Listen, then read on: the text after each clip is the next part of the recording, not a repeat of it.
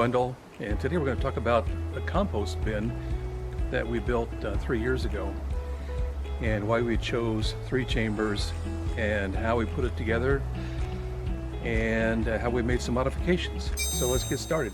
This is a 3-chambered compost bin that I found plans for on the internet, and the 3 chambers are for collection. This one is for digesting, for composting, and this last one is the reservoir where we put our final product. These 2 chambers swap back and forth. Right now this one's collecting scraps, produce scraps from the kitchen and from cleaning up the garden. And this has been going on for about 6 months. 6 months ago we swapped these guys. So this collection is in progress. It hasn't filled up yet. When the collection side fills up, then we'll shut this off and no longer collect here. It becomes the composting side. Then we'll come to this side that's been composting now for 6 months and empty out the finished material into the reservoir. Any material in this composting site's not quite done yet, goes back over to the new composting site, and when this is empty, then this now becomes the new collection site. Typically we're finding between a 6-month to 9-month time between how long it takes to fill up the collection bin and then for this side to fully decompose. The other thing I do, in addition to the kitchen material and the garden material that goes in here, I've got a stack of leaves, and I'll put a brown layer on top. So ultimately we have a green, basically a green layer, then a brown layer, then a green layer and a brown layer, and that's how this collection side stacks up. And periodically I like to flip it over, and I found a hay fork like this does a really good job of not only flipping it over, but it also helps me sort out some of this heavy stuff that's over here. It's not quite done yet, and I can actually flip it like hay and throw it over there, and give it another 6 months to break down. So here's the construction stages for this particular model of compost bin. And by the way, in the description below the video, you'll see a link to the construction instructions that I got off the internet.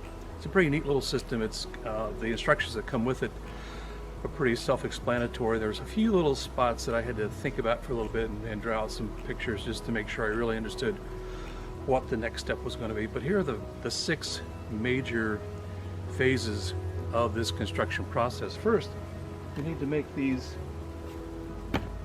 4 dividers, and they're just a wooden frame with chicken wire attached onto it, and that promotes airflow between the chambers and through the chambers.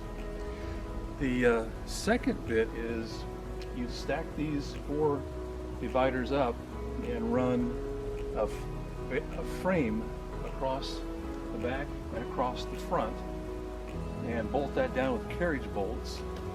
And so now you're getting some structure to it, and at this point it's actually upside down. So you flip it over, and the frame that you just put on now is on the bottom, and then you add a frame across the back, and that's pretty much all the structural integrity that there is to this particular system. And I'll say there's one weakness to this.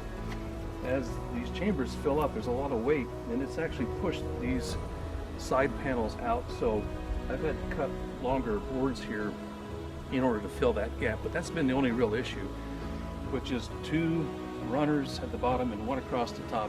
The construction has been nice and solid.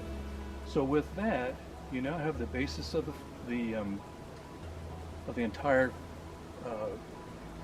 compost bin, and you then add a layer of chicken wire across the back. So now you've got all your wire in, and you put flooring on the bottom, and at this point it becomes a functional compost bin. If you want to stop right there, you can.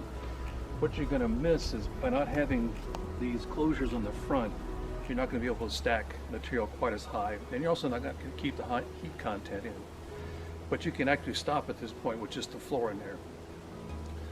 So if you continue on, the next thing you want to do is produce these grooves that the closures will go into, and that's how these closure, how these grooves are made, are pretty well explained in the instructions that are listed in the description below. So once you've got these grooves in place, then you can slide these closures in, make these closures and slide them in and close it up, and then you can fill the bins to a much higher level. The last part that's optional is putting a lid on, and since this is a pretty rainy area, we get about 77 inches of rain last year, and compost likes to be moist but not wet, and so I decided to go ahead and add a lid to it just so I could better control the moisture content of the material in the piles. So this is actually the third compost bin that I've built over the years, and this is the one I like the best. And in getting to this part, I actually made some modifications on the original construction instructions, and so I'll briefly review what those modifications are. They're nothing really big, but just a few things I think are helping things out.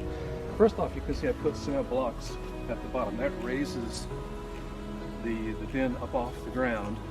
It gives a little airflow underneath, and it also prevents heat loss to the ground. And compost, a good composting process does develop some heat, and you don't want to lose any.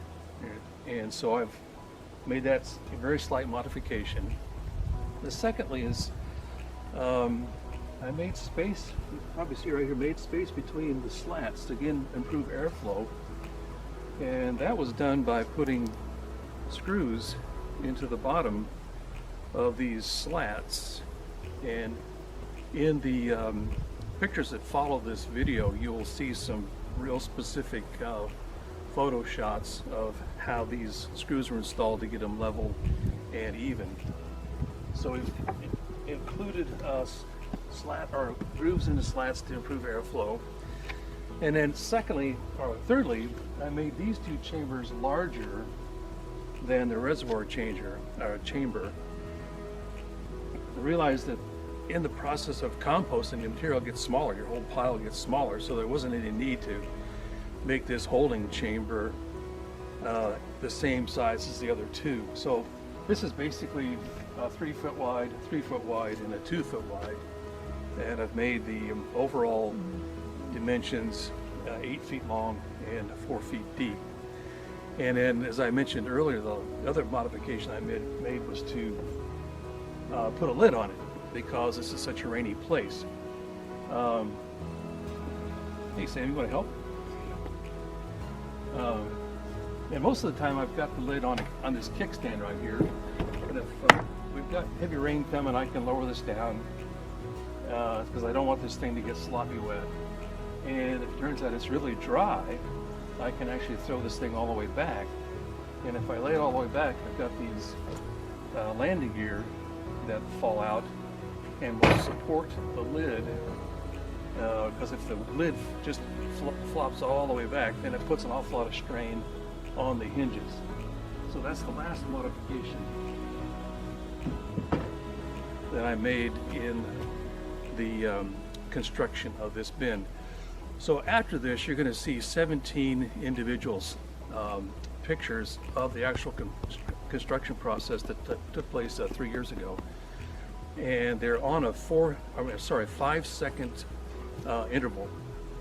If there's a particular image you want to take a look at for a while, just hit pause and you can study it closely to see some of the details that were captured in those individual images.